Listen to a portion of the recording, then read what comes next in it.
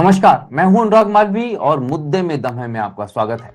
मुद्दे में दम है में आज हम बात करेंगे मध्य प्रदेश में गेहूं खरीदी की। एक तरफ गेहूं खरीदी की प्रक्रिया को सरल बनाने की पूरी कोशिशें की गई, लेकिन इसकी जटिलताओं से हजारों किसान परेशान भी हैं। लेकिन साथ में कुछ घोटाले की बू भी आ रही है। ये बू आ रही है इसलिए क्योंकि वेयर हाउसेज जहां पर ऑलरेडी पुराना गेहूं भरा हुआ था, वहां पर उतनी ही क्षमता के गेहूं खरीदी के ऑर्डर्स हुए और उसके बाद में उतनी ही गेहूं खरीदी दर्शा भी दी गई। तो ये गेहूं खरीदा कहां गया और रखा कहां गया, इस पर भी सवाल उठ रहे हैं। कुल मिलाकर आधी गेहूं खरीदी हो चुकी है और तकरीबन आधी बची है, लेकिन किसानों को डर है कि उनका गेहूं खरीदा जाएगा या नहीं। इस डर और संशय को ही दूर करने की कोशिश कर रहे हैं। हम चर्चा करेंगे अपने मेहमानों के साथ। जो मेहमान हमारे साथ जुड़े हैं उनसे हम आपका परिचय करा देते हैं। हमारे साथ में धैर्यवर्धन शर्मा जी, भारतीय जनता पार्टी के सीनियर स्पोक्स पर्सन है। आपका स्वागत है धैर्यवर्धन जी। हमारे साथ में राहुल राज जी हैं, कांग्रेस के स्पोक्स पर्सन तो हैं ही, किसानों के संदर्भ में हमने उनको जमीन पर उतरते हुए कई दफा देखा है। राहुल जी आपका स्वागत है। और साथ में संजय साहू जी हैं, जो हमारे जबलपुर ब्यूरो हैं और साथ में कहीं ना कहीं हमेशा इस कार्यक्रम की दृष्टि से जमीनी हकीकत दिखाने की कोशिश उनके माध्यम से हमारी होती है। सबसे पहले संजय साहू जी के पास चलेंगे, क्योंकि हरदा, जबलपुर, भोपाल, विदिशा सब जगह किस्से हैं कि वेयर हाउसेज में जहां पुराना गेहूं रखा हुआ था वहां पर खरीदी केंद्र बनाया गया, पुराना गेहूं निकला नहीं, तो नए गेहूं का स्टॉक कैसे हो गया खरीदी के बाद। संजय जी, जबलपुर बहुत चर्चाओं में है इन सब प्रकरणों के लिए, खास तौर पे वो वेयर हाउस खूब चर्चा में है जहां पर गेहूं खरीदी दिखाई गई पर हुई नहीं। क्या स्थिति है संजय जी? बिल्कुल अनुराग जी, आज एक बड़ा ही महत्वपूर्ण मुद्दा जो है हमने मुद्दे के दम में उठाया है। चूंकि गेहूं खरीदी ही नहीं, जितनी भी अनाज की खरीदी सरकार द्वारा समर्थन मूल्य पर की जाती है, उसमें जबलपुर हमेशा चर्चा का केंद्र बिंदु रहता है, खासतौर से भ्रष्टाचार को लेकर। अगर हम बात करें वर्तमान गेहूं खरीदी को, तो ये भी जबरदस्त चर्चाओं के घेरे में है। चूंकि जिला उपार्जन समिति जो होती है उसके द्वारा ये चयनित किया जाता है कि कहाँ पर भंडारण होना है, लेकिन यहाँ पर बड़ी विडम्बना की बात है कि जिन गोदामों में गेहूं रखा हुआ है वहीं पर पुनः भंडारण किया जा रहा है। ये पहली बार नहीं है, इसके पूर्व भी अगर हम बात करें पिछले कार्यकालों की बात करें तो लगातार इस प्रकार की चीज़ें होती रही और लगातार जो है जबलपुर में गेहूं घोटाला होता रहा है। इस बार भी वही संभावनाएं जो है वो देखी जा रही हैं। सबसे बड़ा कारण, हम कारण पे आते हैं कि सबसे बड़ा कारण जो है यहाँ पर जो अधिकारी बैठे हुए, चाहे वेयर हाउसिंग कारपोरेशन के हो, चाहे नागरिक आपूर्ति निगम के हो या सहकारिता में, ये इन अधिकारियों द्वारा ये तमाम प्रकार की प्रक्रियाएं जो हैं वो अपनाई जाती हैं। हाल ही में जब हम बात करें तो जो वेयर हाउसिंग कारपोरेशन के जो अधिकारी हैं उनके द्वारा लगातार इनको शिकायतें दी गई हैं, लेकिन उसके बावजूद उनके द्वारा मनमानी की गई और इस प्रकार की जो स्थितियां हैं वो अपनाई गई हैं। और निश्चित ही कि आगामी जब गेहूं खरीदी खत्म होगी तब ये स्थिति बनेगी। अगर हम बात करें नागरिक आपूर्ति निगम जो कि गेहूं खरीद एजेंसी है उसकी, तो उसमें भी भ्रष्टाचार जो है चरम पर है। चूंकि अगर हम जिस प्रकार से जो संभावनाएं देखी जा रही हैं, हम बात करें जो अधिकारी वहां पर बैठे हैं, चाहे संजय सिंह हो, नागरिक आपूर्ति निगम के अधिकारी हैं, प्रबंधक हैं, वो उनके खिलाफ 2022 में कटनी में रिश्वत लेने का 60,000 रुपए की रिश्वत लेते हुए वो गिरफ्तार हुए थे। उनके साथ जो लेखापाल थे नीरज मिश्रा, उन दोनों के खिलाफ लोकायुक्त ने मामला दर्ज किया था। और आज दिनांक तक ये सबसे अहम बात यह है कि आज दिनांक तक उनके खिलाफ चालान प्रस्तुत नहीं, मतलब 4 साल व्यतीत होने के बाद उनके खिलाफ चालान। ऐसे अधिकारियों से क्या संभावना की जाएगी? चूंकि भ्रष्टाचार होना है और वो लगातार होता रहेगा। रही बात किसानों की, तो सबसे बड़ी बात संजय, 3 दिन के अंदर हमने पिछली दफा भी ये मामला दिखाया था संजय, आपको याद होगा। उसके बाद में जांच की बात हुई थी, कार्रवाई की बात हुई थी। हमने पिछले साल के गेहूं को खराब होते हुए भी दिखाया था। हमने वो भी दिखाया था कि गेहूं खरीदी स्टॉक जो गोडाउन्स हैं उसमें कैसे हो गई। ये तमाम जो जादुई काम ये अधिकारी कर रहे हैं, उन पे आपने 2 अधिकारियों का तो नाम लिया, लेकिन किस पैमाने पर पिछली दफा हमने इसका खुलासा किया था, चाहे वो राजगढ़ जिले की बात हो या जबलपुर जिले की, उनमें से भी क्या कुछ कार्रवाई हुई है कि वहां पर भी कार्रवाई का दिखावा था, एक्शन की बात भर हुई थी संजय? सब ढाक के 3 पात वाली कहानी रही है। कार्रवाई जो है कलेक्टर द्वारा की गई थी, जिसमें कि कुछ लोगों के खिलाफ एफआईआर दर्ज की गई थी, लेकिन उन लोगों के खिलाफ एफआईआर दर्ज की गई थी जो सीधे इसमें इन्वॉल्व नहीं थे। और सबसे बड़ी बात ये कि कोर्ट ने उस एफआईआर को रद्द कर दिया था। ये बहुत बड़ी बात है, चूंकि अगर हम बात करें तो महीनों तक उनका पैसा नहीं आता और जब लास्ट स्थिति जो बनती है तो उसमें ये कहा जाता है कि फलाने किसान द्वारा अपना माल नहीं बेचा गया ढंग से, तो इसमें फिर जांच होती है और जांच में ये साबित करने का प्रयास किया जाता है कि किसान चोर है, ये साबित करने का प्रयास किया जाता है। और इसमें अनेक किसान ऐसे, अगर हम पिछले बार किसानों की बात करें तो लगभग 216 किसान जो हैं जिनका पेमेंट नहीं हुआ है। इसी प्रकार उसके पूर्व की हम बात करें तो 66 किसान ऐसे हैं जैसे उनका पेमेंट नहीं हुआ है। ऐसी तमाम चीजें 2015 से अगर हम स्थिति उठा के देखें तो लगातार ये स्थिति बनी हुई है और किसान अपना माल तो बेच देता है उपार्जन के लिए, लेकिन उसको पैसा नहीं मिल पा रहा है। हालांकि हमेशा ये कहा जाता है संजय, ये तो किसानों का माल बेच दिया जाता है। कई किसान तो ऐसे हैं कि जो पंजीकरण के लिए अभी भी परेशान है। पहले दिन हम जब ग्राउंड रिपोर्टिंग के लिए पहुंचे थे, खरीदी शुरू हुई थी, पूरे दिन सर्वर चला नहीं। उसके बाद में ये बता दिया गया कि छोटे किसानों का रजिस्ट्रेशन पहले होगा, बड़ों का बाद में होगा। वो बड़े किसान अब तक के जो हैं इस बात का इंतजार ही करते नजर आ रहे हैं। राहुल राज जी के पास चलेंगे, फिर धैर्यवर्धन शर्मा जी से इन तमाम बातों का जवाब भी लेंगे, कितनी वो इसको हकीकत मानते हैं, कितना सही कितना गलत मानते हैं। राहुल जी, 3 से 4 मसले हैं। पहला मसला यह है कि वेयर हाउसेज बड़े चर्चा में है, जिनके पास में ऑलरेडी जो है भरे हुए थे, वहां गेहूं की खरीदी हो गई। दूसरा, अभी भी हजारों की संख्या में ऐसे किसान हैं जिनका पंजीयन नहीं हुआ। बाकी मुद्दों पर भी बात करेंगे, लेकिन इन दोनों को लेकर वास्तविकता क्या है? क्योंकि सिर्फ आप कांग्रेस प्रवक्ता नहीं है, मैंने आपको किसानों से जुड़ा हुआ देखा है, इसलिए किसानों का क्या कहना है इस संदर्भ में? राहुल जी, जो खरीदी मार्च में शुरू होनी थी कि अंत तक जब गेहूं कट के हमारे खलिहान पहुंच जाता है तो आवश्यकता पैसों की होती है, क्योंकि 31 मार्च को हमें पैसा जमा करना होता है, ऋण की किस्त जमा करनी होती है। सरकार ने ऋण किस्त जमा करने की कोई तिथि नहीं बढ़ाई। पहले कहा 16 मार्च को खरीदी करेंगे, फिर कहा 1 अप्रैल को खरीदेंगे, फिर उन्होंने कहा साहब 9 तारीख से खरीदेंगे, फिर उन्होंने अब 23 मई तक स्लॉट बुकिंग की तिथि बढ़ाई। यानी सरकार का खरीदी तंत्र पूरी तरह फेल हुआ है। और हम जमीन पे जब देख रहे हैं तो अभी तक आप देखो, किसी भी सोसाइटी पे आप रैंडमली चले जाओ, 250 से 500 ट्रॉली लगी हुई है। जो बड़े इनके साइलो में 4-4 हजार ट्रॉली एक साथ खड़ी हुई। जो सवाल आपने किया कि ये जो पूरा सिस्टम चला हुआ, देखिए पहली बात तो जो साइलो है वहीं केवल इनके तोल कांटे चालू हैं। जो वेयर हाउसेज है वहां ये माल जो है वो जो छोटे छोटे आपके तोल कांटे हो तो उन्हीं से तोलाई चल रही है, तो समय लगेगा। सरकार तोल कांटे उन वेयर हाउसेज पे क्यों चालू नहीं करा रही, इस सवाल का जवाब सरकार को देना चाहिए। धैर्यवर्धन सिंह जी बैठे हैं, धैर्यवर्धन जी को बताना चाहिए कि साहब तोल कांटे आप वेयर हाउस पे क्यों चालू नहीं करा। जब आपको पता है कि आपने अभी अपनी ओपनिंग स्टेटमेंट में कहा कि जब तुलाई चालू हुई थी तो तुलाई धीरे चालू हुई, यानी 9.5 लाख मैट्रिक टन गेहूं ये कि 14 दिन में खरीद पाए, जब केवल छोटे किसान ने पंजीयन किया था। उस समय भी सबसे पहले दिक्कत आई सैटेलाइट सर्वे की। आपने कहा साहब वो किसानों का सैटेलाइट सर्वे फेल हो गया, गेहूं को चना, चना को मसूर, और मसूर में कह दिया कुछ नहीं। फिर जैसे तैसे गाड़ी आगे बढ़ी तो आपने कहा साहब छोटे किसानों की उसमें पुनः सत्यापन आया। अनुराग भाई, 2015 के बाद मध्य प्रदेश में कोई कृषि जनगणना नहीं हुई। उस समय 1 करोड़ किसानों का आंकड़ा सरकार के पास था, जिसमें 75 लाख छोटे मझोले किसान थे, यानी 2 हेक्टेयर से कम के, और शेष बड़े किसान थे। अब जब आज की संख्या में आप स्लॉट बुकिंग करने जा रहे हो तो वो पुनः सत्यापन की बात करता है, तो इसमें किसान का कोई दोष नहीं था। जैसे तैसे गाड़ी आगे बढ़ी तो इन्होंने कहा साहब जब हमारी तुलाई हो जाती है तो वो पर्ची जब तक पोर्टल पे अपलोड नहीं होती तब तक हमारे खाते में पैसा नहीं आता। पर्ची अपलोड करने के लिए सर्वर काम नहीं कर रहा। आज पर्ची अपलोड होनी है, तिथि निकल गई, 3-3 दिन तक तिथि नहीं आ रही, और वहां लोकल लेवल पे ये हमसे कह देते हैं कि साहब वो तो भोपाल से होगा, इसमें हमारी कोई देनेदारी नहीं है। तो किसान जो है वो स्लॉट बुकिंग करने वाले ऑपरेटर से लेके एसडीएम कार्यालय तक चक्कर लगाता रहता है, लेकिन कोई नियंत्रण नहीं निकलता। और अभी धैर्यवर्धन जी, भुगतान का समस्या ये है कि 40 रुपए का जो बोनस आपने घोषणा की है ना, वो किसान को नहीं मिल रहा है। जिन किसान के खाते में पैसा पहुंच रहा है वो बोनस काट के पैसा पहुंच रहा है। अब ये कौन सा न्याय आया, आप बताइए अनुराग भाई। हम मेहनत कर रहे हैं, हम लाइन में लगे हैं, लेकिन आप हमारा पैसा समय से नहीं दे रहे हो। बरसात असमय आ रही है क्योंकि मई के मौसम में, मई के महीने में होती है असमय बारिश, सबको पता है। अगर ये मार्च में तुल जाता तो ये स्थिति नहीं होती, लेकिन उसको कवर करने के लिए कुछ नहीं। क्रिकेट पिच 10 मिनट में कवर हो जाती है इस देश में, लेकिन आज भी किसान का माल पड़ा है, उसको कवर करने के लिए कोई व्यवस्था नहीं है। ये कहते हैं तिरपाल लाएंगे, पीने के पानी की व्यवस्था नहीं है। लोग 4-4 दिन में, कल ही शाजापुर में जब आंदोलन था लौटते टाइम में 8 से 10 सोसाइटी गया, ना पीने के पानी की कोई व्यवस्था है, ना ही सरकार से संबंधित कोई अधिकारी या नेता उनसे मिलने जा रहा है। ये वस्तु स्थिति है अनुराग। इस वस्तु स्थिति से मुंह मोड़ने के बजाय हमें ये सोचना चाहिए कि हमारा खरीदी का कोटा वैसे ही कम है। 4-4 दिन तक लाइन में लगा। आप सोचिए कोई 4 दिन अपना घर छोड़ के वहां बैठा है। कुछ किसान ऐसे हैं जिन्होंने 1,500 रुपए 2,000 रुपए तक की जो ट्रॉली है वो किराए पे लाते हैं, 6,000। मैं अपना बता दूं, मेरी में बरखेड़ा जागीर में वेयर हाउस है, पवारिया चौराहे पे वेयर हाउस है, नटरेगन तहसील लगती है। तो उसमें कल से किसान जो है बारदाने का इंतजार कर रहे हैं। बारदाना खत्म हो गया, एसडीएम से बात की, तभी वो कह रहे हैं बारदाना पहुंचेगा।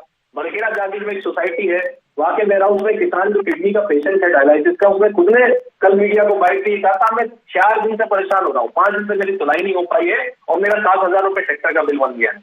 ये वस्तु स्थिति है जिसकी चिंता सरकार को राहुल जी, मैं करनी चाहिए। वापस आता हूं आपके पास में, क्योंकि जमीनी हकीकत भी दिखाई आपने, कुछ बड़े इश्यूज हैं वो भी उठाए, संजय ने जो बातें हैं वो बताई कि किस तरह से ये पूरा सिस्टम चल रहा है। धैर्यवर्धन जी के पास वापस चलते हैं, क्योंकि बहुत सारे सवाल उनके पास इकट्ठा हो गए हैं।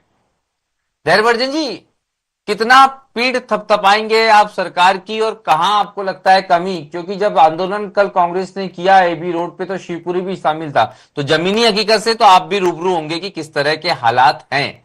और इसलिए भी ये बहुत जरूरी हो जाता है क्योंकि कल से हमारे पास जो बातें आई उसमें ये कहा गया कि भाई बोनस का पैसा तो आ ही नहीं रहा हमारे पास में। तकरीबन कई सारे किसान हैं हरदा के, होशंगाबाद, नर्मदापुरम के और उसके बाद में सीहोर जिले के, जो अभी भी आश्चर्यजनक रूप से बोल रहे हैं कि उनको पंजीयन में और पर्ची अपलोडिंग में दिक्कत हो रही है। तो परेशानियां तो नजर आ रही हैं धैर्यवर्धन जी।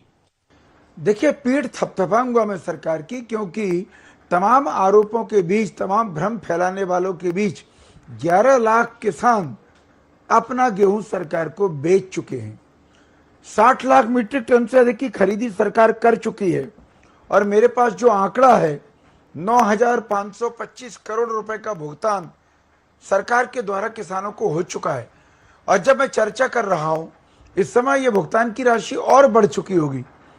तो ऐसा नहीं कि किसी प्रकार की अव्यवस्था है, किसी केंद्र विशेष पर कोई तात्कालिक कारण रहा होगा जिसको यदि कोई इशू बनाना चाहे तो देखिए मैं उसको नहीं रोक सकता, पर मोटे तौर पे मध्य प्रदेश में बिल्कुल शांति के साथ, आराम के साथ किसान भाई अपने गेहूं को बेच रहे हैं। मुख्यमंत्री जी ने स्पष्ट कहा है एक एक दाना गेहूं का खरीदा जाएगा और किसानों को, वो जमाना भी आप याद करिए, किसानों को ये नहीं पता होता था कि हमें कितने दिन बाद हमारा नंबर लगेगा गेहूं बेचने का। अब उनको स्लॉट मिलता है, उनकी बुकिंग होती है, विक्रय की तारीख मिलती है, तारीख के समय वो पहुंच रहे हैं। ये अलग बात है कोई बहुत जल्दी पहुंच जाए, एक दिन पहले ही पहुंच जाए, रात में पहुंच जाए तो वेट करना पड़ेगा उसको।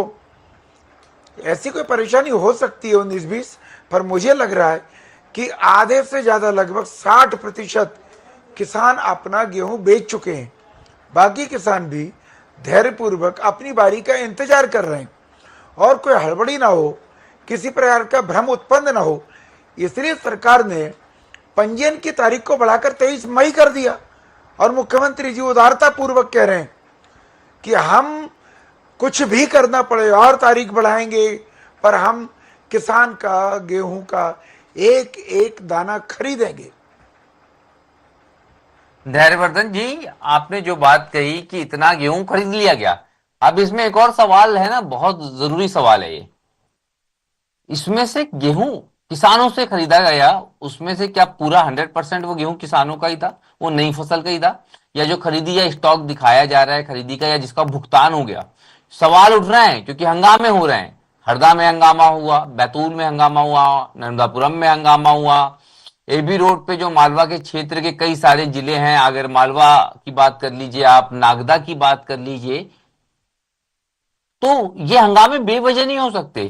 क्योंकि आप देखिए, एक तरफ भाजपा ये भी तो कह रही है कि कांग्रेस के प्रदर्शन में लोग नहीं आए, लेकिन जहां पे ये हंगामे हुए वहां पे बहुत बड़ी संख्या में लोग थे, तो इसका मतलब ये कि वो किसान ही होंगे ना धैर्यवर्धन जी?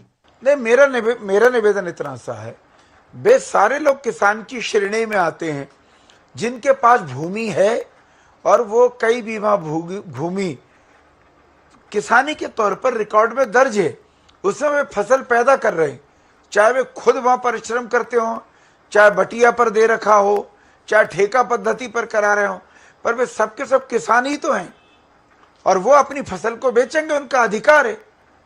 अब यदि किसी किसान को ऐसा लगता है कि वो किसानी के साथ साथ कुछ और काम भी करते हैं, तो ये विवाद का कारण मुझे नहीं लगता कि हमें बनाना चाहिए। ऐसे कई लोग होंगे जो दुकानदारी भी करते होंगे और उनकी खेती भी होगी, कई लोग होते हैं जो कर्मचारी भी हैं। मैंने तो ये कहा धैर्यवर्धन जी कि जो प्रदर्शन हुए, जो हंगामे हुए, आप लोगों ने कहा कि वो कांग्रेस के प्रदर्शनों में संख्या नहीं थी, लेकिन इसके इतर वो प्रदर्शनों की तस्वीर आप देख लें जो हरदा, जो आगर मालवा में हुआ, जो नागदा में हुआ, जो बाबई में हुआ, यहाँ पर तो बहुत बड़ी संख्या में नाराजगी नजर आई थी। तो मैं ये कह रहा हूं कि वो तो शायद आप भी, भाजपा भी और सरकार भी मानेगी ना, वो तो मूलतः किसान है, परेशान है, तभी बाहर आए।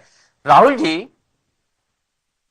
एक और बड़ा सवाल है, जो आंकड़े हैं सामने कि जिस तरह हम बता रहे हैं कि कितने किसानों को जो है कुल अभी तक के गेहूं खरीदा गया, कितना जो है अभी तक के पेमेंट हो गया। इस बीच में दो बड़ी चीजें और आई है। एक तो ये वो हालात क्या है जहां पर एआई ने गेहूं को दलहन बता दिया सैटेलाइट पिक्चर्स के माध्यम से, वहां की स्थितियां क्या हुई। और दूसरी स्थिति ये भी है, क्या अभी भी सरकार इतनी पारदर्शिता की बात करती है, इसके बाद भी आपको लगता है कि बिचौलिए और दलाल अभी भी सक्रिय हैं सिस्टम में? राहुल जी, देखिए अनुराग जी, बहुत दोनों बातें, मैं दोनों बातों पे अपनी बात रखूंगा। पहली बात जो आपने कही, मध्य प्रदेश में मैंने कहा 245 लाख मैट्रिक टन गेहूं हुआ है, सरकार का कोटा 100 लाख मैट्रिक टन है, तो वो 145 लाख मैट्रिक टन कहां जा रहा है? जाहिर सी बात है वो ओपन मार्केट में किसान बेच रहा है। और खरीदी में देरी के चलते मुख्यमंत्री जी भी खरगोन गए थे, आपको याद होगा। खरगोन में आज से 15 दिन पहले ही 8.80 लाख मैट्रिक टन, लगभग 8.5 लाख मैट्रिक टन से ज्यादा गेहूं किसान मंडी में बेच चुका था। तो भाई आप अपने खरीदी में देरी कर रहे हो, किसान 1800 से 2000 में मंडी में मार्केट में बेच रहा है। कांग्रेस और विपक्ष और किसान भी ये कह रहा है साहब उसकी भरपाई कर दो आप, अगर आपकी ईमानदारी है, आप चाहते हो किसान का दाना दाना खरीदा जाए। हमारे भाई साहब देववर्धन जी बड़े सुलझे हुए व्यक्ति, वो कह रहे हैं दाना दाना खरीदा। दाने दाने का मतलब होता है कि मध्य प्रदेश में हुए 245 लाख मैट्रिक टन को आप खरीदो। आप नहीं खरीद रहे, आप 44% कुल उपज का खरीद रहे हो। मैंने आपसे पहले ही कहा पंजाब में यही कोटा 70% का है, हरियाणा में कुल उपज का 60% है, तो हमारा कोटा क्यों नहीं बढ़ रहा? जबकि 2 बार से लगातार मध्य प्रदेश से ही केंद्र के कृषि मंत्री आते हैं। पहले नरेंद्र सिंह तोमर थे और अब शिवराज सिंह चौहान है।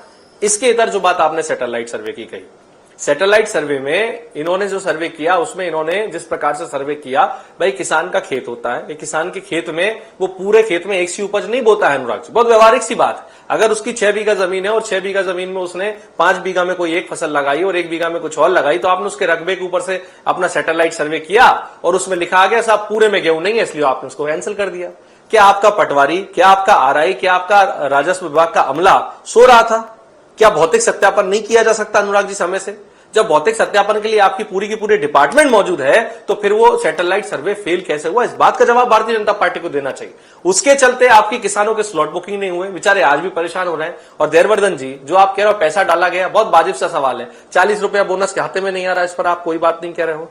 पैसा समय से हाथ साल नहीं डलता है, ये आप भी जानते हो, पर्ची अपलोड करने में समय लग रहा है। व्यावहारिक पक्ष को समझते हुए देववर्धन जी को यह समझना चाहिए कि किसान परेशान है और मुख्यमंत्री जी की तारीफ वो कर रहे हैं, करें। आपकी पार्टी का एजेंडा है कि आप टीवी पे बैठो तो उनकी तारीफ करोगे, लेकिन ये तो समझो कि किसान आज भी 45 डिग्री के टेम्परेचर में लाइन में इसलिए लगा है क्योंकि खरीदी में देरी हुई है। और एकलौती समस्या सैटेलाइट सर्वे नहीं था अनुराग जी, दूसरी समस्या भौतिक सत्यापन की यह थी कि पुनः सत्यापन। जब आपने छोटे किसान कहा तो बड़े का स्लॉट बुकिंग हो नहीं रहा था, उसमें छोटे में भी पुनः सत्यापन क्यों आया? मैंने आपको बताया कृषि जनगणना का आंकड़ा इनके पास नहीं है, डेटाबेस हर बार चेंज होता है, एक परिवार में 4 बच्चे होते हैं, खाता टूटता है, किसान छोटे होते जा रहे हैं, तो आपके पास संख्या नहीं है। दूसरा, जब आपने कहा सब एक साथ सब लोग पंजीयन कर लो, तो ऐसा हो रहा है कि एक किसान आज पंजीयन कर रहा है तो उसमें उसके 17 बीघा में 144 उपज लिखी आ रही कि भाई 144 कुंटल खरीदा जाएगा। अगर उसका स्लॉट बुकिंग आज फेल हो गया, वो नहीं जा पाया, अगले दिन बुक कर रहा है, तो उसी को आप 201 लिख रहे हो। मतलब कोई मापदंड नहीं है, आप मुंह से कह रहे हो, आपका सर्वेयर कह रहा है, आपकी सोसाइटी का मैनेजर कह रहा है कि 8 कुंटल प्रति बीघा के हिसाब से हमने स्लॉट बुकिंग करी है, लेकिन किसी में 8 कुंटल है, किसी में 7 कुंटल है, किसी में 5 कुंटल है, किसान परेशान हो रहा है। तो एक नीति तो तय हो अनुराग। इतना ही नहीं है राहुल भाई, जवाब देने वाला कोई मामले नहीं में तो है। बड़ा सोसाइटी का मैनेजर हो गया, जवाब नहीं दे रहा, एसडीएम के पास कोई जवाब नहीं है। बिल्कुल जी राहुल जी, इसमें तो और भी चिंताजनक बातें जो हरिवर्धन जी को बताऊं, मैं किसी का नाम नहीं लूंगा, लेकिन कई सारे सोसाइटी संचालक जो हैं उनसे मैंने फोन पे बात की, वो भी कई जगह असहाय नजर आ रहे थे। वो कह रहे थे भाई साहब, मतलब उन्होंने स्वीकार किया कि सिस्टम में बहुत सारी खामियां हैं। हरिवर्धन जी, एक तो राहुल जी के सवाल का जवाब, और दूसरा ये बात सही है, लगभग अगर आप अभी 55 लाख मैट्रिक टन के तकरीबन अगर आप पहुंच रहे हैं, तो भी अगर आप देखेंगे तो ये 1/5 ऑफ टोटल अगर हम बात करें उसकी बात है, मतलब मात्रा की बात करते हैं। 100 लाख टन का आपका जो है पूरा की पूरा टारगेट है। तो वो बाकी के किसान के लिए सोचा क्या है? क्योंकि ये तो खुद ही जो है वो ऑन रिकॉर्ड है कि आपके पास में तकरीबन 240 या 245 मैट्रिक टन का उत्पादन है, 45 लाख मैट्रिक टन का उत्पादन है। बाहर का जो किसान है या बचा हुआ जो किसान है, उसकी क्या चिंता नहीं होनी चाहिए और किस तरह से चिंता कर रही है सरकार? जी देखिए, किसान अपना सारा का सारा धैर्यवर्धन गेहूं जी। बाजार में बेच तो देगा नहीं। प्रोडक्शन के बाद कुछ गेहूं वो अपने उपयोग के लिए भी रखेगा, उसकी भी गणना करनी होगी। और दूसरी बात, ये ओपन मार्केट है, किसी पर कोई प्रेशर नहीं है कि सरकार का दबाव है कि हमें देना ही पड़ेगा। ये लेवी का जमाना गया कांग्रेस के समय, जब दादागिरी किया करती थी सरकारें। अब तो ओपन मार्केट है, सरकार ने अपना समर्थन मूल्य देकर खरीदी प्रारंभ कर दी कि आप हमें दो। यदि किसान की फसल खेत में आती है और उसको पैसे की आवश्यकता है और व्यापारी ठीक रेट दे रहे हैं, उसको बहुत अंतर समझ नहीं आ रहा कि ज्यादा अंतर नहीं है, लगभग वही रेट है, तो किसान स्वेच्छा से अपनी फसल व्यापारी को देता है मंडियों के माध्यम। तो इसको इश्यू नहीं बनाना चाहिए। मध्य प्रदेश में यदि किसान नाराज होते, दुखी होते, तो कांग्रेस के प्रदर्शन में किसान दिख रहे होते, केवल कुर्ता पजामा पहन करके कांग्रेस के कार्यकर्ता ही नहीं दिख रहे होते। ये अंतर स्वतः स्पष्ट है। मैंने तो धैर्यवर्धन जी कि ये भी किसान कहा ना के कि कुछ सामने प्रदर्शन ऐसे थे ऐसी जिसमें कोई कुछ बेईमानी किसान नहीं भी है। दिखे हैं। दूसरी बात, हालांकि- आपने बोनस की बात कही, नहीं अभी आपने बोनस की बात कही, सुनिए मेरा निवेदन है, मुझे भी मेरा पक्ष भी जाना चाहिए। जी। अभी आपने बोनस जी, की बात जी। कही, क्या सरकार ने बोनस देने से इनकार कर दिया? एक एक पाई जो हिसाब होगी वो खाते में जाएगा। पहले तो सोसाइटी पर भी भुगतान मिलता था, वहां भी औने पौने पैसे काट लिए जाते थे, वो भ्रष्टाचार की बड़े केंद्र बने हुए थे। पर भारतीय जनता पार्टी की सरकार आने के बाद सीधा बैंक में ट्रांसफर होने लगा है पैसा, ऑनलाइन भुगतान होने लगा है। अब तो धेला भर की बेईमानी नहीं होती है। इसलिए मुझे लग रहा है कि आपकी सूचनाओं को मैं गलत नहीं कह रहा हूं, पर इसके बावजूद भी आपकी सूचनाएं अपूर्ण हैं और उन पर अभी हमें आम राय बनाने के पहले मैदानी हकीकत और जाननी चाहिए। मैदानी हकीकत जानने के बाद ही हम जो है ना मुद्दे में दमे में किसी मुद्दे को उठाते हैं धैर्यवर्धन जी। हाँ, सबकी अपनी अपनी मजबूरियां हो सकती है, सरकार की अपनी, विपक्ष की अपनी, लेकिन हकीकत यही है कि जो किसान कहीं ना कहीं जिनका खरीदा गया बहुत अच्छा हुआ, नो डाउट, बहुत सारी व्यवस्थाएं बेहतर करने की कोशिश की गई, लेकिन जो दावे किए गए उसके अनुरूप तो ये व्यवस्थाएं नहीं थी। उसमें तो कहीं ना कहीं कमियां नजर जरूर आ रही थी और बहुत सारी बातें ऐसी भी है जो हम उम्मीद करते हैं धैर्यवर्धन जी, जो मैंने कही हो, राहुल जी ने कही हो, संजय जी ने कही हो, वो आप सरकार तक जरूर पहुंचाएंगे। सिर्फ तारीफ करना जो है वो जरूरी होता भी है और अच्छे काम की तारीफ होनी भी चाहिए, लेकिन कमजोरी बताना भी, आईना दिखाना भी उतना ही जरूरी होता है। इसलिए हमारी सूचनाओं को हम ये तो नहीं मान सकते कि वो जमीनी हकीकत नहीं है।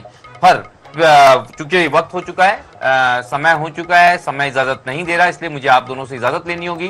धैर्यवर्धन जी आप हमसे जुड़े, आपका धन्यवाद। राहुल जी आपका धन्यवाद। दर्शकों से भी एक बार हम इजाजत लेते हैं। नमस्कार।